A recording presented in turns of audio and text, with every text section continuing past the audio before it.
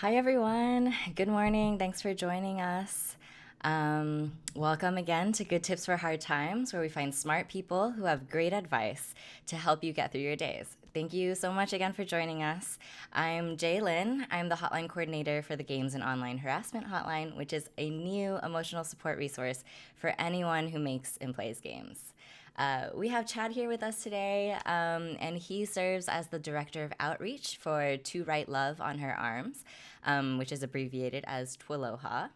And he's been a part of the TWLOHA team since 2008, and much of his tenure has been spent collaborating with musicians, festivals, and entertainment companies to cultivate conversations around mental health. We're super excited to have Chad here today to talk about how to find a therapist.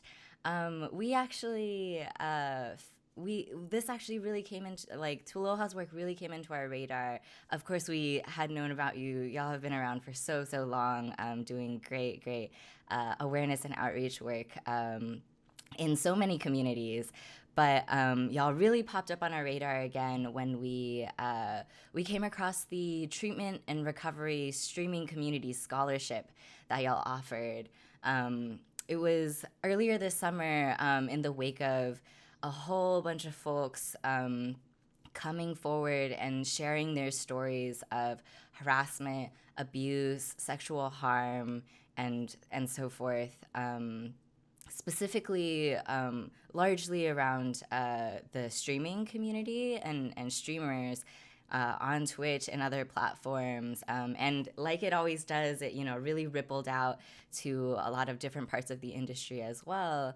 And we always see people saying oh, we need to support survivors, we need to believe survivors, but we thought it was really it just felt so tangible, this offering that TWLOHA was giving to actually give these scholarships for treatment and recovery for the survivors who had come forward and were experiencing whatever they were experiencing in the wake of all of that happening. I would love to hear from you some more about what y'all, kind of how y'all identified that as a need in that moment, and kind of some more of the what inspired y'all to offer that scholarship to folks who had been impacted by that streaming community event. Yeah, absolutely. First and foremost, thank you so much for having me. Thanks for giving us a little snippet of your platform to engage with your audience. And for those of you that aren't familiar with us, we are To Write Love on Our Arms, and we are a nonprofit organization that exists to present hope and find help for anyone struggling with depression, addiction, self-injury, and suicide. And we accomplish that through a number of programs that are designed to encourage, to inspire, to inform, and also to invest directly into treatment and recovery. That is a pretty long-winded way of saying that we exist to build a better bridge, to connect people that are looking for help to that help. And that means in order to build that bridge, we have to go where people are naturally coming together. Perhaps the understatement of the century is that this has been a weird year. Uh, 2020 has not turned out like any of us have thought. And, perhaps on some level, the Twitch community was more prepared than most. That you see a network of individuals that have been socially proximal yet physically distant for years and years, and doing it in some beautiful ways, and really kind of rewriting the book, or not rewriting, but writing the book, period, on how to live socially integrated lives with people literally across the globe, across a whole number of time zones. So we have made it our job since we began in 2006 to be where people naturally come together. Maybe that's a music festival. 14 years ago, that was MySpace. Now that's Twitch. So we have a heartbeat for wherever people find a sense of community, where people feel seen, where people feel valued, where people feel safe. And I think it's one thing to say that you, the subscriber, you, the one tuning in, you deserve good things. And among those good things is the ability to feel safe, to feel seen, to feel valued, and to feel comfortable in your own skin and in whatever skin you're portraying to the masses through your Twitch presence. So when we learned that there was some harm that had been done, and when we started hearing people say, I, I'm hurting, or I have been hurt, and I'm curious about what hope looks like again. I'm curious to see if help is an option for me. We saw that as an opportunity to really be the best version of us. Not that we are coming with any set of answers that you haven't heard before, but at the very least that we could be a voice of solidarity and say, yes, that thing that you believe you need, you also deserve, and that it is an option for you. In this case, namely counseling, namely treatment, namely recovery, namely finding a way to get through this and to get through it in a way that you're not alone. So for us, it was a means of practicing presence in this moment. It was a means of trying to hold some of our friends together, and in the hopes that we could kind of fill this void of distrust that was left, that perhaps we can build a better tomorrow, even in the midst of some pain that we're experiencing today. Yeah, that's really beautiful. I think that is that's such an important vision to have, and hope is such a precious thing for communities to hold on to. So yeah, that's really really exciting. We have links in the chat for folks if y'all want to check out that community scholarship. I believe it's still up and running. So yeah. When we saw this, of course, we were immediately so excited and felt, yeah, just very very grateful to have that as a resource we could point people to. But also we recognize that, like, for a myriad of reasons that I'm sure we'll get into here.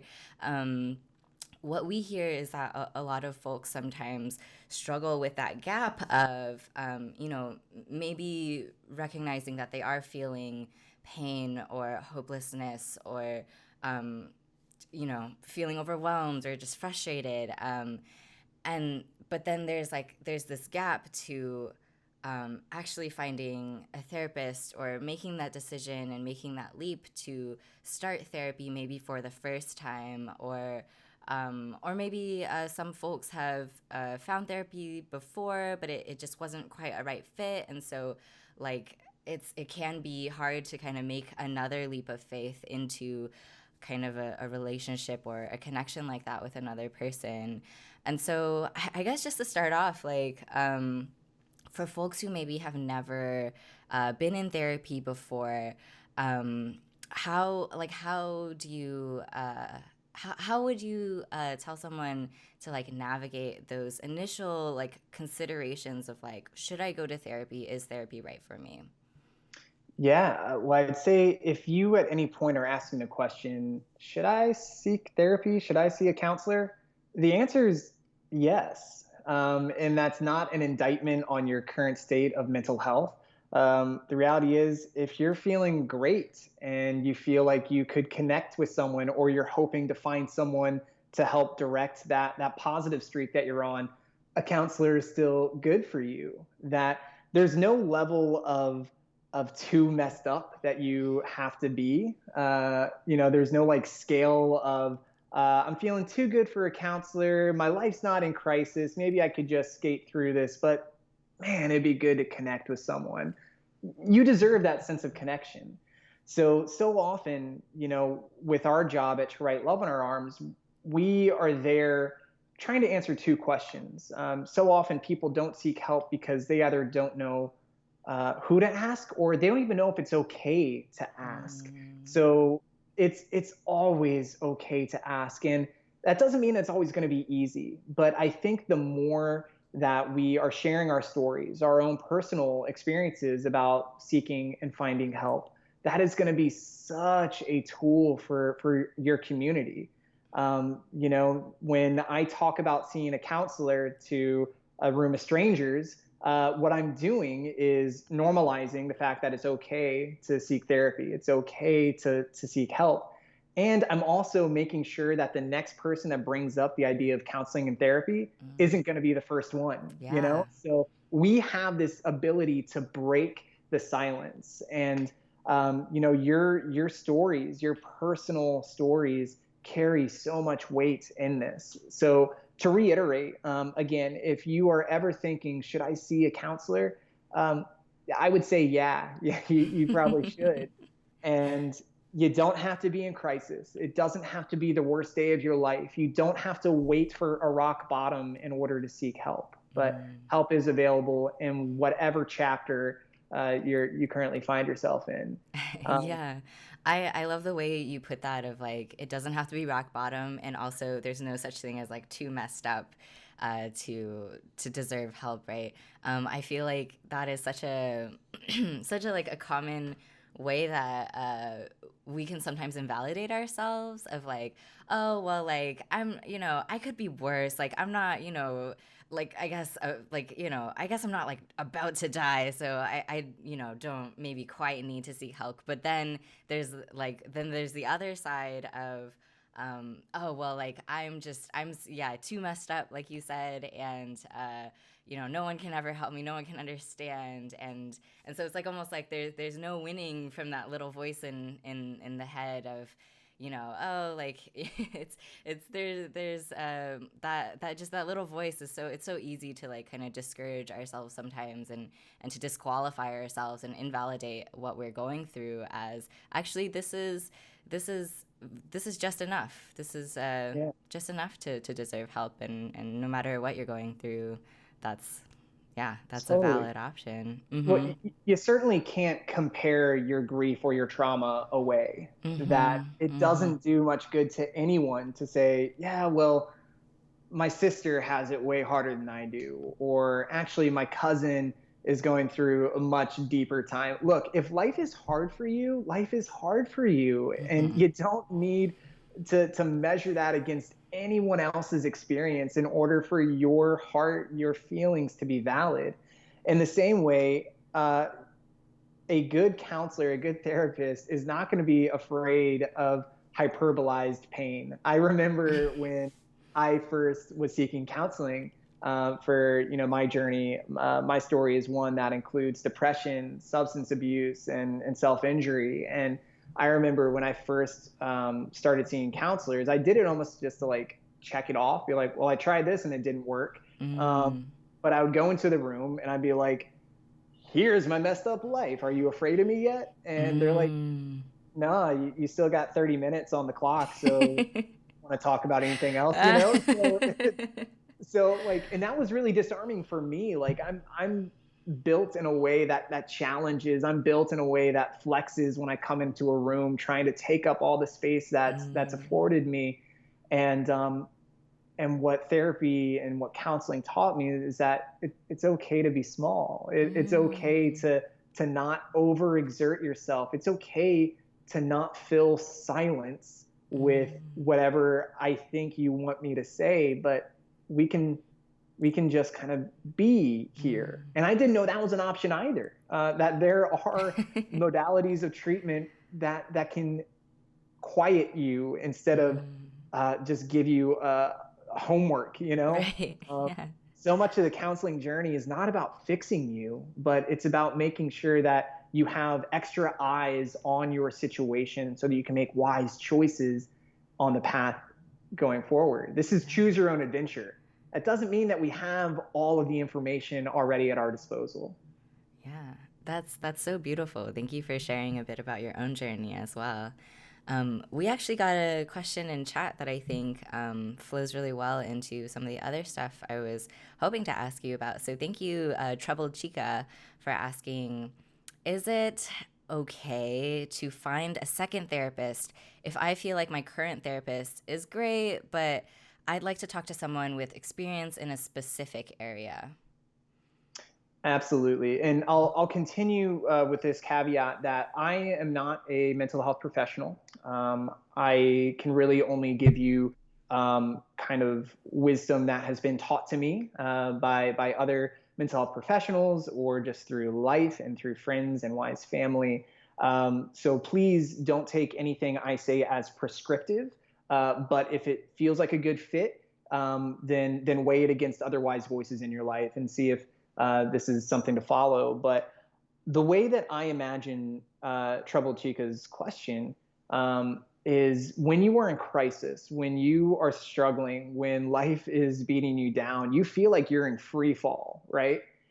And some of the lucky ones among us will have a friend or a family member or a mentor reach out and offer some help. So that's all of a sudden out of free fall, we have a tightrope that we get to hold on to. Mm-hmm. And a tightrope is better than free fall, but a tightrope is not the most secure way to continue your journey, right? So it's okay to add more voices. And as we get these crisscrossing threads, these crisscrossing tightropes, we suddenly find that we can build a cargo net, that we can find utter safety in the voices and perspectives of other people. So I think it's the same way with friendships, that not every friendship that you have looks exactly like every other one. Right. That's the case for my best friends. That's the case for my significant other and I. That's the case for my coworkers, that I have bits of my life that I'm able to share with a whole number of people. And that creates a full net of safety. And that's going to be the case for professional care too. So it's the same way, like if you have a car and maybe your car, if it's over a certain age, has a number of problems. It's not just the engine, but it's the AC. And if the AC is on, that means the CD player doesn't work. Did I just say CD player? Then your stereo system. So any number of things could be different. So I'm probably, if I want to fix my sound system, I probably am not going to take it to the guy that fixed my brakes. I'm going to let my brake guy fix my brakes. And then I'm going to let my stereo guy fix the stereo instead of fixing my fuel injector. And maybe this metaphor is totally driving away from me, pun intended. But it's okay to have levels of care. Let's make it medical. I love the counseling voices in my life. But if I have a cardiac problem, I'm going to go see my cardiologist. Right. And if I break my ankle, I'm going to tell the cardiologist, I'll talk to him later and see a bone specialist, to fix my ankle. So it's the same way with mental health, that you're allowed to pick voices that you want to be along in your journey. Think of it almost like building your ideal RPG team, that you can build out your team to suit your needs. Right. Yeah, absolutely. And I will say, at least in my experience in talking with therapists or working with them personally, that their job is literally, right, to center your wellness and to kind of want what's best for you and help you along that journey. And so I would say this could even be something that you talk with your current therapist about, potentially, depending on how you feel like you want to use that time and space, or how you feel like your relationship is with your therapist. My assumption would be that most therapists would be really supportive of you seeking the help you need. I think for the most part, therapists fully understand that they are not a one-stop shop, and they don't need to have an exclusive contract with you or anything like that. I don't think a therapist would feel like you're cheating on them, or that you are going behind their back or insulting them in their work in any way, just because you have, you're the brake guy and I need to check out this other person over here who can help me with my stereo. That's such a cute analogy. Yeah. And, speaking of, maybe some different needs for different hurts, or different needs for different types of people, Magwitch asked another question in chat about there are just so many types of therapy to choose from. But what do you think is the best tactic for choosing the best one? And I'm assuming like the one that's the best for you. Magwitch says, I've done psychotherapy and CBT, which I believe is cognitive behavioral therapy, but neither of them really felt right. Yeah. I say to that end that trial and error, there is value there. And, so often when we're talking about mental health, um, I've I fell into this myth myself, and I hear it all the time and at work when I'm interacting with people.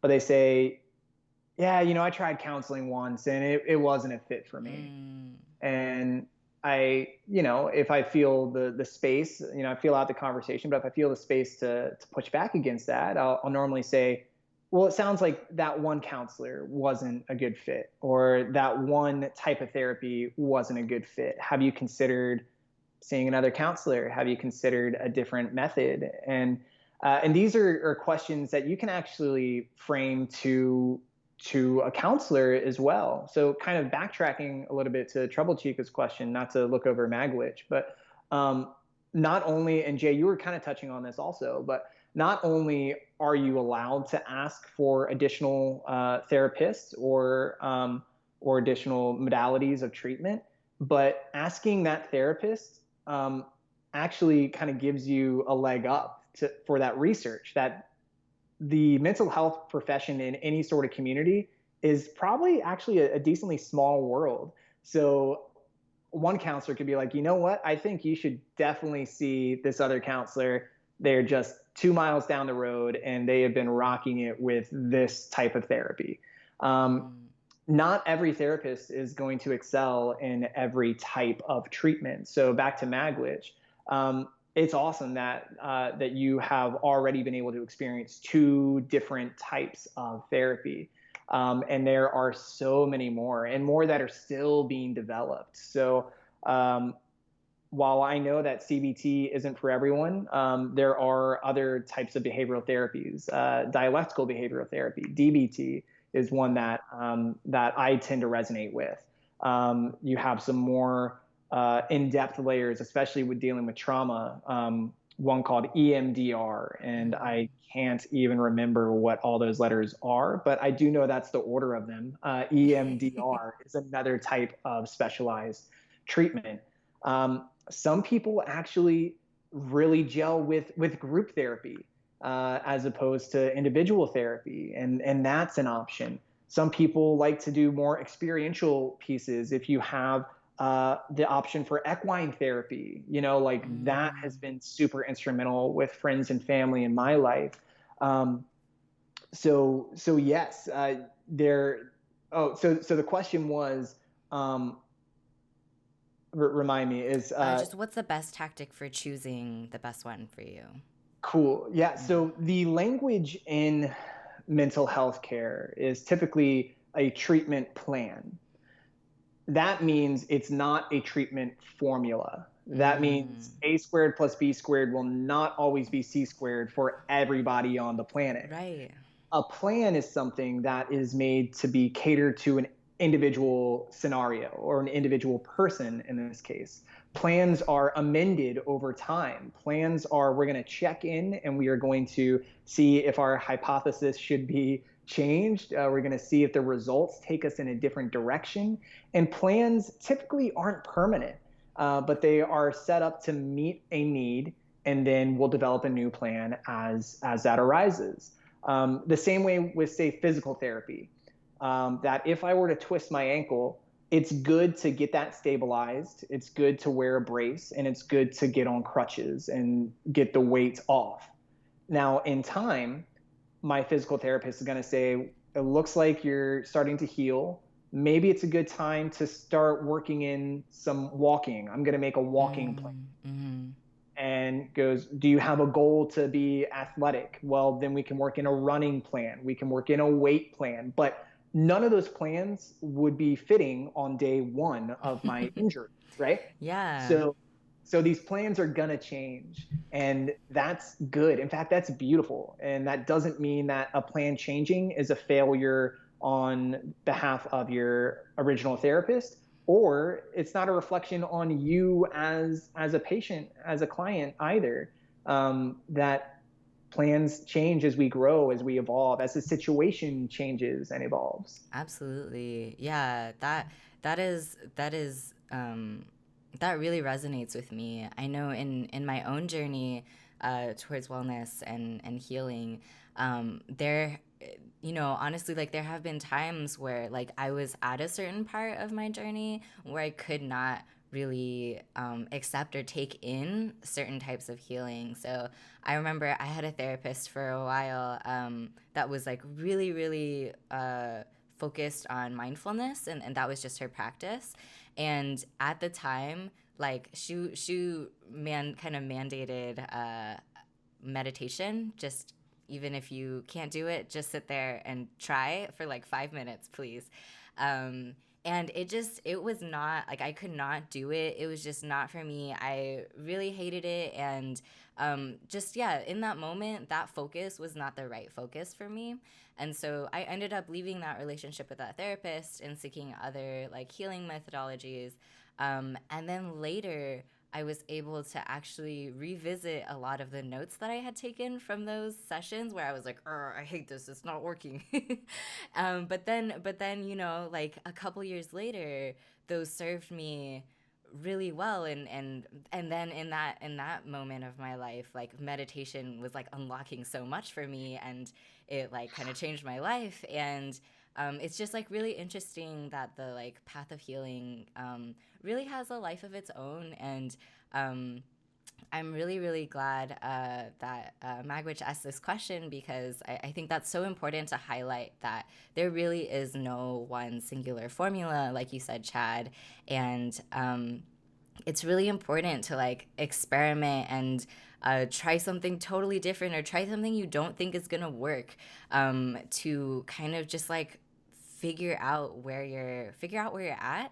And you never know like what that's gonna unlock down the road for you, and where it's gonna kind of land you. Similarly, especially around trauma, I have found that like there are just some things that like certain types of therapy are just like might just get stuck on. And so trying something different, or kind of putting yourself in a different like having a change of scenery, can just almost not trick yourself, but kind of put your mind and put your body in a different like kind of state or mindset, that allows some different things to go through, if you feel like you're kind of getting stuck somewhere else. So yeah, that's really, really Totally. important. With any level of care, there is this idea of plateauing, Mm, and you will need, this is the same, for physical as it is for mental health. You will need some extra pushes to kind of break through a new set point. Um, and and yeah, and it's okay to ask those questions of your therapist as well, and it's okay yeah. to ask those questions as you're seeking a counselor. Any and every question is on the table. We're talking about the preservation of you staying on this planet. That means any question that we think will be useful in holding to the goal of you waking up tomorrow is a Mm-hmm. good question. So if you are saying, I really think I should see a male counselor, or a female counselor, or a non-binary counselor, like, you can ask for these things. Mm-hmm. I would like to see someone that comes from the same faith tradition as me. Or I would like to have someone that doesn't subscribe to any faith tradition. That is an okay thing to ask. You can Totally. ask, what types of therapy have you offered for people struggling with grief, or struggling with substance abuse, or struggling with self-injury. And all of these questions are totally free of cost. It costs $0 to Yeah. call a counseling office and say, who do you have on your roster, and what type of therapies do you offer? And so like, any and every question is on the table. And again, that doesn't mean that all of the questions to ask. But that's where resources like To Write Love on Our Arms comes in, where we can help you kind of wrap your brain around what comes next. What does that phone call look like? What are some good questions to ask? And we stand at the ready to make sure that you feel as equipped as you need to in order to take steps conducive to your health. Yeah, that is such a good point you bring up, that even like even outside of what is the best like methodology, or what is the best kind of like school of thought that I want to engage in therapy with, but also like who is your therapist, like what background, like we're all, therapists are people too. And like we all come with our own backgrounds, our own biases. And so like it is going to feel really different, even if it's the same like type of therapy that they're practicing, one person from another. A white therapist is going to practice CBT different than a black therapist, and a black therapist is going to practice it different than an Asian therapist. And then even more intersections there beyond that of like folks who maybe understand queer identities or trans identities, or people with like different religious background understandings, or even as we see in our community, folks who have better or worse understandings of the games community. And like, obviously it can be hard, especially for some folks who might see themselves less represented in like the social work therapy world. You might not find someone who is a perfect fit for all of your identities, but kind of at least like thinking about what are the aspects of my identity that really that are really impacting the experience that I'm having right now, and then prioritizing those, right? And so like, for example, if someone is, they're like part of the harassment they're receiving online is very gender based, then maybe think about either the gender of your therapist or like the gender analysis of your therapist. So like, is this a therapist someone who's going to understand gender based violence? And yeah, so I think that's a really, really important point you bring up, of like not only finding the right methodology and the right kind of like literal sciencey practicey thing, but also finding that like individual connection of like who's the right fit for me. And like I will also say too, beyond just kind of how everything looks on paper, like I think chemistry is a really important part of like finding a good match too, and that's impossible to know until you really meet them. And that's not necessarily like a scientific like point you can pinpoint, but I that's kind of one of a really big thing that I encourage people to like look for when they're interviewing therapists or looking around, is like find someone that clicks with you, you know. Yeah. Yeah, no, to that end, just again, anecdotally, it took me several times to find a counselor that fit for me. And at first, I thought that was because I was extraordinarily deficient in being a Mm-hmm. human. And for a long time, like I carried some bitterness. I'm like, man, like this counselor sucked at their job, and they didn't. They really didn't, because I know for a fact that they had helped some dear friends and family of my own. It just means that we weren't set up to work together. And there's what, over 7 billion people on the planet currently.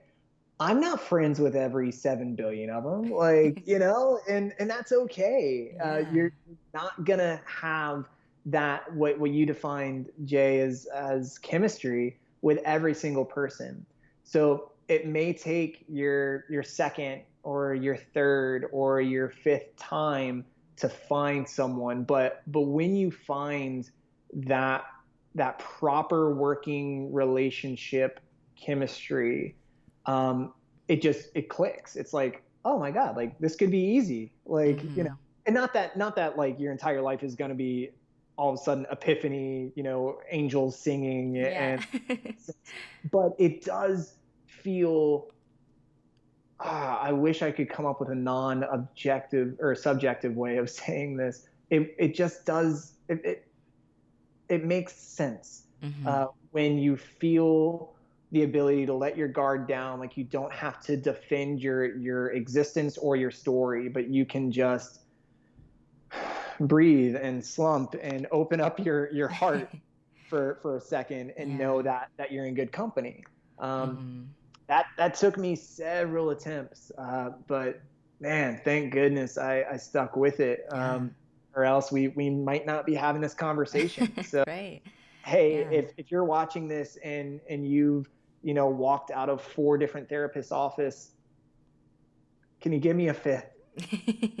And I mean this with all sincerity. If that doesn't work, can you Mm-hmm. give me a sixth? If you need just a place to catch your breath for a second, know that you deserve that, and that you have at the very least us to use as a sounding board until you Right. find the courage to walk into that next office. But that person and those people do exist to care for you, to help you Mm-hmm. sort through whatever it is you're walking through. Right. Yeah, absolutely.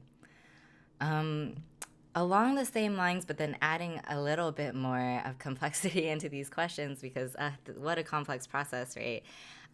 Hilla Beans asks, I've been looking at different therapist options, but I've been getting hung up on those in versus out of network. Mm. Obviously, in network is cheaper, but there are a few of the out of network profiles that feel like they would be a better fit just based on their experience slash communities they support.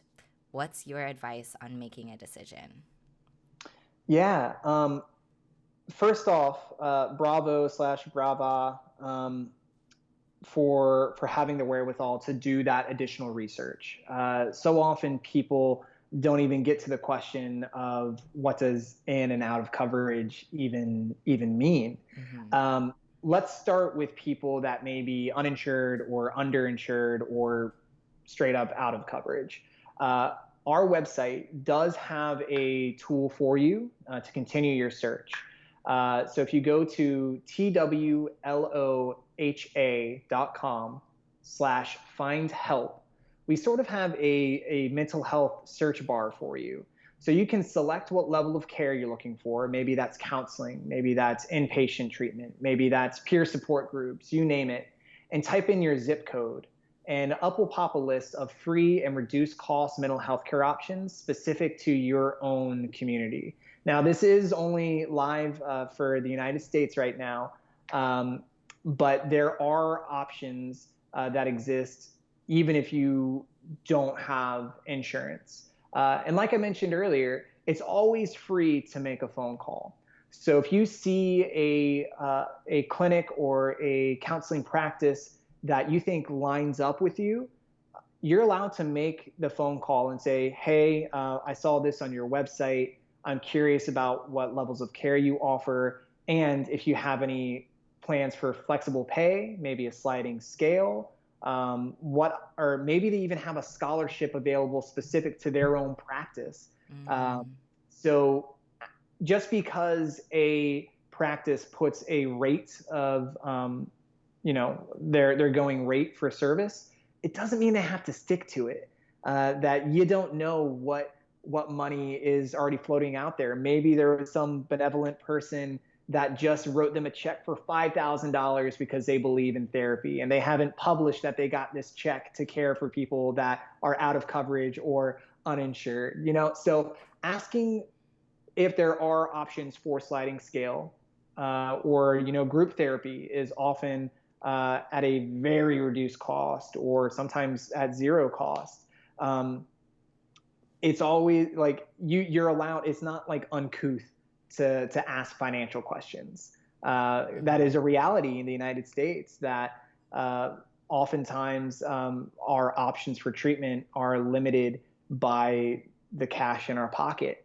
Um, that means that counselors and therapists are also sensitive to this dynamic. You're not going to surprise them with this question. Yeah. So if you are curious about something that is out of network, or you perceive to be outside of your funding situation, I encourage giving them a call, and writing them an email, and being upfront with kind of where you're at. And they'll probably ask questions like, have you considered this treatment in another network? I don't need to get bogged down with hypotheticals, but they may ask some follow-up questions that can help you, again, kind of lean into um, to what options may exist. If Mm-hmm. you are insured, uh, in the back of that big book that you got when you signed up for insurance, that's probably somewhere buried in the trunk of your car. Um, there is a number for customer support that you can call and say, hey, I need help identifying mental health care options in network that provide this treatment. And that will start a case number for people to get you looped in uh, to the right direction. Um, Yeah. that being said, if you're watching this and you are a college or university or a grad student, odds are you're already paying for mental health care options just in your tuition without you even knowing. Call your counseling and psychological services line. Every university has one, and they will let you know what options exist for you. If you are active military or a veteran, there are also options for you. Sometimes, that could be as simple as finding an option on base. Or if you're living in a military town, then there's gonna be counselors that know the specific ins and outs Mm. and stigmas related to your profession, and they will be able to point you in the right direction or just take you in. Um, so again, kind of going back to the theme of all of the questions coming in, the answer is to keep asking more questions.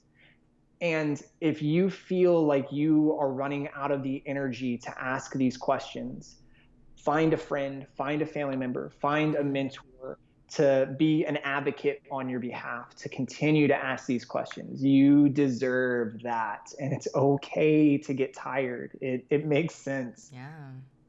But keep pounding the drum, keep asking the questions. Mm-hmm. Yeah, and I think like yeah, I feel like you spoke to that that community part too really well of um this is not just a journey that we are walking ourselves. We are never walking, you know just like solely on our own. Even, I always say that, like, being alone and feeling lonely can be two really different experiences. And so, in asking for help and seeking therapy, another great way to like model that in your life is to ask for self help and seek support in other parts of your life as well. And then also, part of your question, Hilla Beans, um, mentioned that, like, there were some profiles that you felt like might be better fits because of the communities they serve. To what Chad said earlier, the mental health world can sometimes be like a pretty small world, and there are like networks within that kind of that industry or that field. And so, especially if, there's someone that you feel like, oh, this person, like, their profile makes me excited because they serve this community specifically that I'm a part of or that is important to my experience. Um, I don't know if I'm not sure if I can get therapy from them because of insurance or any other reason. Um, you know, as Chad said, if you reach out to them and express that, like, hey, I was really excited to find you because I'm really looking for a therapist who serves this community, whether that's race or gender identity or LGBTQ stuff, or anything else. Uh, Chances are they know the other people, the other counselors in town um, who also provide support specifically for those communities. So even if you reach out and the answer is no, I can't work with you, unfortunately, I'm sorry, that is still not necessarily a total loss, because that could be a doorway into finding other leads that could help you kind of narrow down what you're looking for. And maybe someone they know who serves this community does take your insurance, or does offer a sliding scale, or does have an open application for scholarships, and stuff like that. So, yeah, Yeah. that's really Jay, great advice. Jay, like you were saying earlier, that therapists are people too.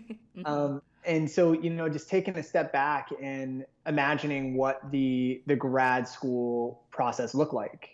So in order to be a therapist, you had to do some additional schooling.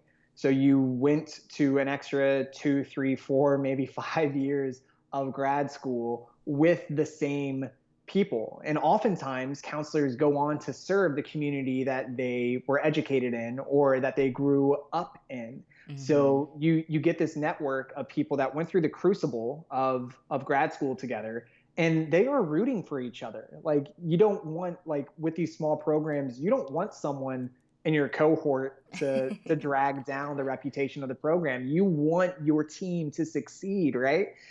On top of that, you have so many grad programs that offer fraternities. So that's more networking. So all of that to say Mm-hmm. is that no therapist went to school alone. So these therapists have friends, they have former coworkers and co-grad students that they were learning side by side with that are just as equipped. Um, yeah. So all of that to say that most of the time therapists aren't going to say, I can't help you, click. They're going to say, I don't know if I'm the good fit, but James would totally fit your needs, and Mm. he was my buddy from grad school, and let's get you guys connected. This will work. So Mm. all that to say, people have relationships that they have built and maintained for years and years, and they want their friends to succeed too. So we're all fighting for the wellness of everyone involved, which includes you and Yeah, includes therapists that you haven't been made aware of yet. right. Absolutely. Um, there are a lot more questions in chat. Unfortunately, we're not going to be able to get to all of them today. We have just about like 10 minutes left in this hour-long program. But clearly, there is so much interest in this. We're definitely going to we might need to do another episode on some of the more specifics another time.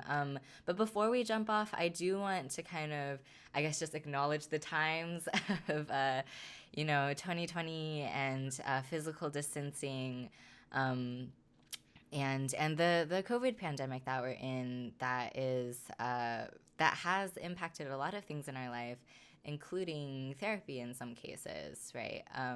So we've been talking a lot today about like finding therapists. We've mentioned like looking in your town, and that usually is the case for in-person therapy, that we need to find someone whose practice we can drive to or get transit to.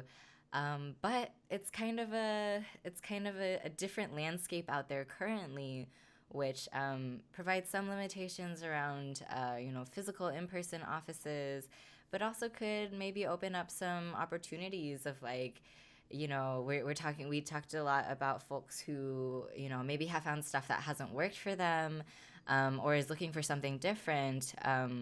This is also kind of an interesting opportunity that like now your pool is not just your local therapists. If you're going to be doing kind of telehealth stuff over video calls anyways, might as well expand your search to anyone who has an internet connection. So yeah, what kind of how has that kind of showed up, that in what you've seen with like the pandemic and this kind of new landscape for therapy, and kind of some also the new like technology and creative ways that people are doing therapy now? Absolutely.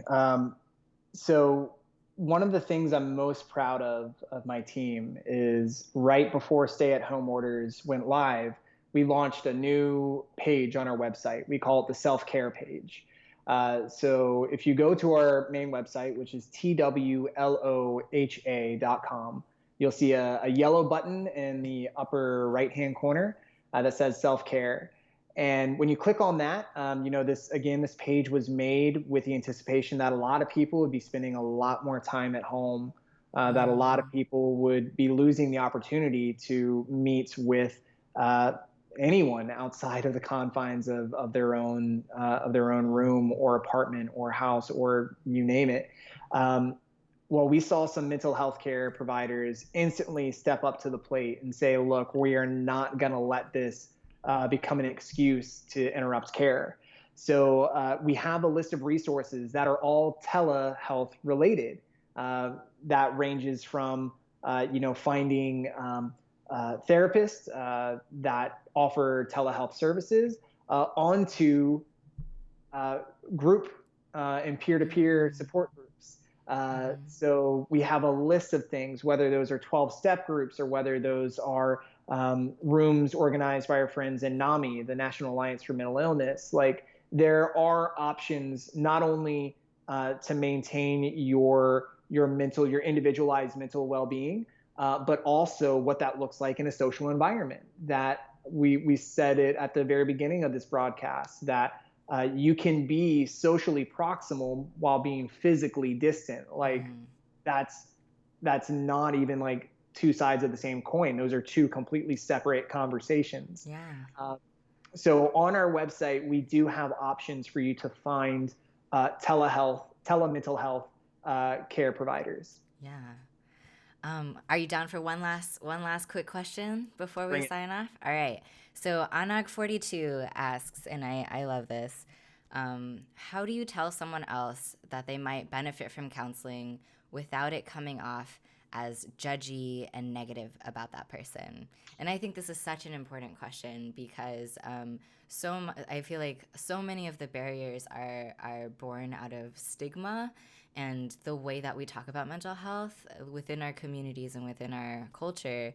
And so, yeah, I would love to hear from you some advice on, talking about therapy or talking about counseling and mental health in a way that kind of combats that. Yeah, these are going to be some hard conversations. These are going to be some heartbreaking conversations. And in the United States and North America, the issues are so heavily stigmatized that it's hard for someone to hear, I think you could use some help with your mental health, and not interpret that as a knee-jerk like attack of, well, you think I don't have my life together. Well, how about your life? Expect that. And in such a case, man, like, let empathy lead the way.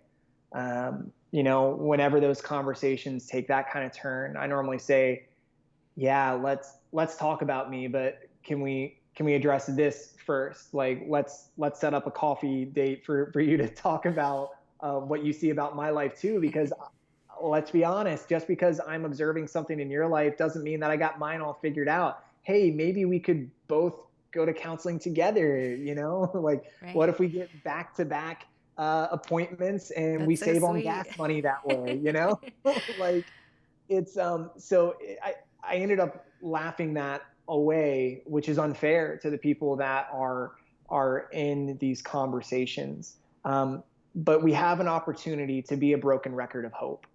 And like I said earlier in this broadcast, that just because this is a choose your own adventure scenario, it does not mean that you have all of the options in front of you. I often equate it to people that have just endured domestic or sexual assaults, that when that happens, we have an abrupt change in power dynamics. You have someone that feels like power has been taken away from them. In many ways, when someone approaches you with concerns about your mental health, it feels the same way, that someone has taken this piece of identity from you without you agreeing to that, without you consenting to that. And that is a pretty dark and isolating place to be. So as friends and family, one incredible gift we can bestow is reminding people what sense of agency they still have. That doesn't mean that they have to make all the choices that you think they should make, but you can do such a service to your friends and family by doing some research for them, by letting them know what options exist and say, look, you can pick whatever option you want.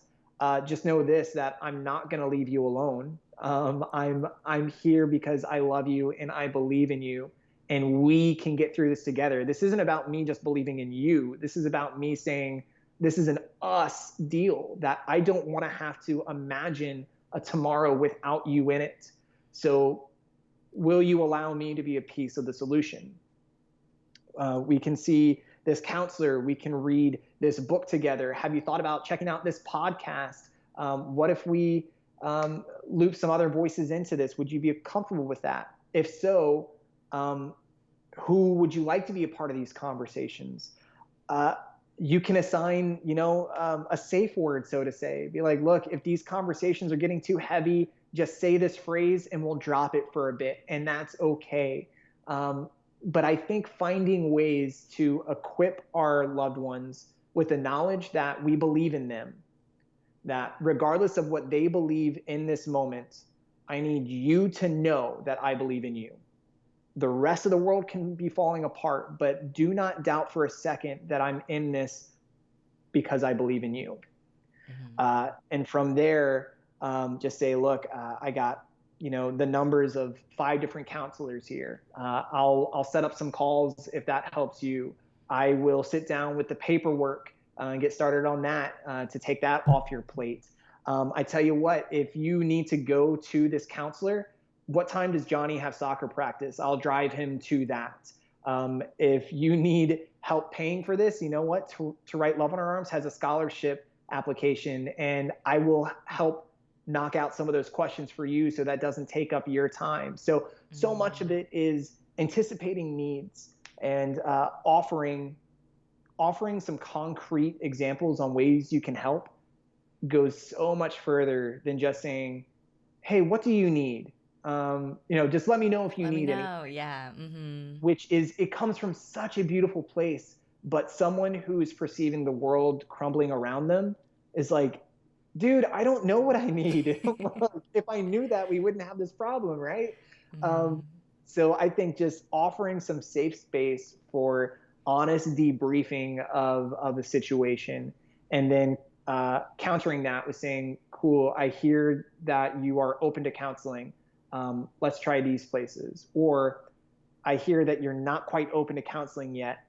Do you want to read a book together? Maybe we start there. Do you want to read this blog together? Do you want to read this podcast together?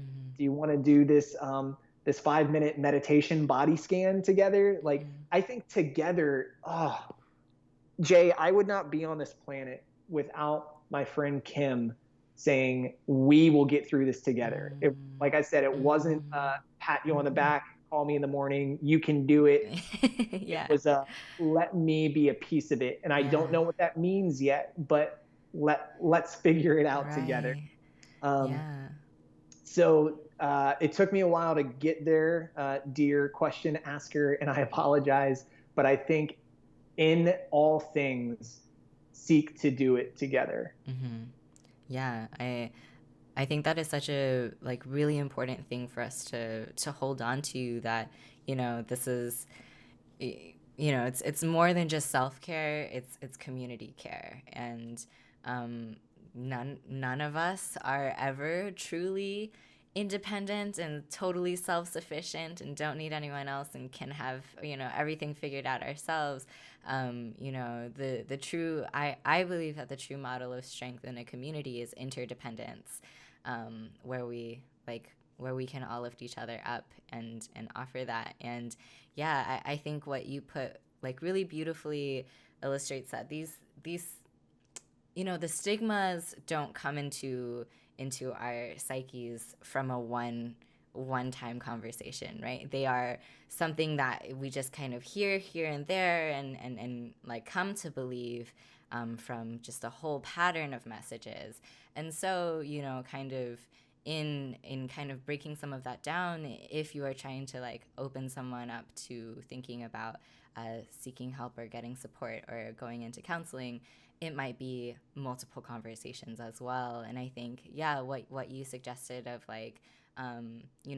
going in with the people you love about it, and also just kind of normalizing those conversations of talking about your own experiences with therapy, or your own journeys of mental health and stuff. And I'm so grateful that you shared so much of your own anecdotes with us here today, Chad, too, because I think that is one of the most powerful things we can do for our community is to normalize and destigmatize some of those messages around, needing help as a negative thing or as a judgy thing to say. Yeah. Awesome. This was such a great conversation. I feel so lucky to have been able to have it with you this morning. So thank you so much, Chad. Could you Can I say one more thing? Oh, go ahead. Go ahead. Oh, maybe you were Do about to it. set me up. I'm sorry. So what you just said, Jay, about kind of breaking down stigma and about this being a community experience, that is something that we are acting on in this moment. So coming up on September 10th is World Suicide Prevention Day. And just about 48 hours ago, we launched our annual campaign for World Suicide Prevention Day. And the campaign theme is worth living for. So the numbers, they kind of speak for themselves, that every year 800,000 people die by suicide.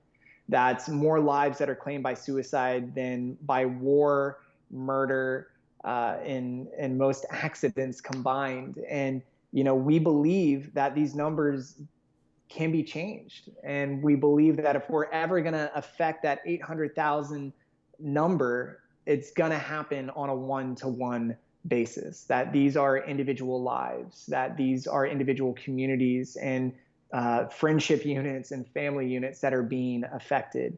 So for the next 5 weeks, we are doing everything we can to invite you into a conversation about what is worth living for. So if you go to worthlivingfor.com, you can find a number of ways you can get involved with the campaign. That ranges from creating a fundraising page to buying a supporter pack to be kind of a billboard within your own community. That is also ways to engage with the conversation online through hashtags that are specifically catered to the campaign. And those are just where the ideas start. We've seen the Twitch community rise to the occasion time and time again to find beautiful ways to build amazing bridges to make sure that people that are looking for help have access to that help. So this year we have the goal to raise $250,000, which will fund just under 4,000 individual counseling relationships. So we're in it. We are in it for and because of you, and we can't wait to see you lend your voice to the campaign. That's so awesome. That's really exciting. The links are already in the chat, so please check that out. It's really exciting. 5 weeks. That's amazing, and that y'all's work like touches on so much of what we talked about here, and it's so valuable that to have support not only in therapy but also to getting there. So thank you again, Chad, for being here. Thanks to all of our mods for keeping this space super friendly. Thanks everyone for tuning in and for asking so many brilliant questions, making my job super easy. And you can all watch the video of this or send it to someone who you think might benefit from the conversation anytime at the Games Hotline YouTube channel, which is youtube.com/gameshotline. And again, the Games Hotline is a free resource for everyone. And if you want to help us keep it that way, please head over to gameshotline.org/donate and share a few bucks if you can, or just spread the word. We're open every day, Monday through Friday, from 4 to 7 p.m. Pacific time. So please spread the word, donate if you can. And we're on break next week, but we'll be back soon with more episodes, and I'll see y'all then. Bye.